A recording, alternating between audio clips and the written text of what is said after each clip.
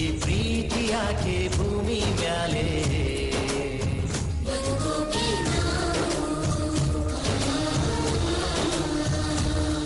ಮಣ್ಣಾದರೆ ಈ ಪ್ರೀತಿ ಇಲ್ಲೇ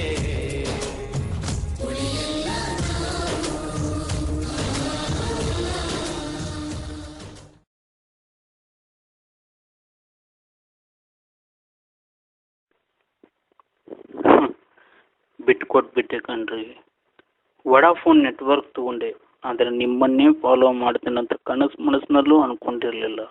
ನೋಕಿಯಾದವರು ಹೇಳಿದ್ರು ಕನೆಕ್ಟಿಂಗ್ ಪೀಪಲ್ ಅಂತ, ಆದರೆ ನಿಮ್ಮ ಜೊತೆ ಕನೆಕ್ಟ್ ಆಗತ್ತಂತ ತಿಳಿದಿರಲೇ ಇಲ್ಲ. ಈ ಬದುಕು ಚಿತ್ರಾನ್ನ ಕಣ್ರಿ. ಆದರೆ ಫೇಸ್ಬುಕ್ ಬಂದ್ಮೇಲೆ ಗೊತ್ತಾಯ್ತು ಈ ಜೀವನ ಫೇಸ್ಬುಕ್ ಆಗ್ಲಿಕ್ಕೆ ಸಾಧ್ಯನೇ ಇಲ್ಲ ಅಂತ. ನೋಡಿ, ನೀವು ನನ್ನ ಸಿಗ್ತೀರಾ, 1000 ಸಲ ಲೈಕ್ ಮಾಡ್ತೀರಾ, ದಿನಾಲು ಸ್ಟೇಟಸ್ ಅಲ್ಲಿ ನನ್ನ ಬಗ್ಗೆನೇ ಬರೀತೀರಾ ಅನ್ಕೊಂಡೆ.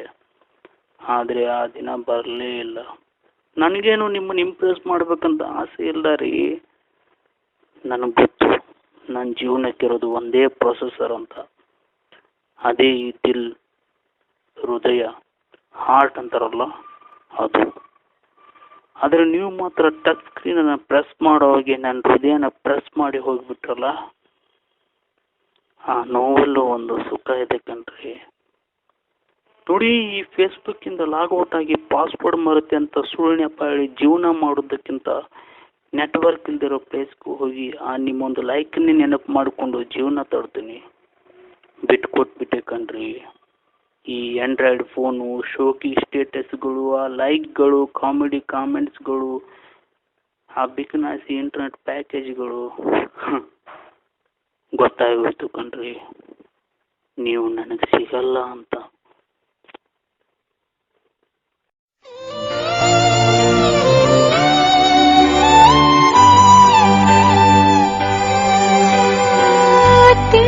ತಿಳಿದು ಇವನು ತನ್ನ ತಾನೇ ಸುಳುತಿಹನಲ್ಲ, ಒಲುಮೆ ಎಂಬ ಸುಳಿಗೆ ಈಜು ಬರದೇಳಿದಿಹ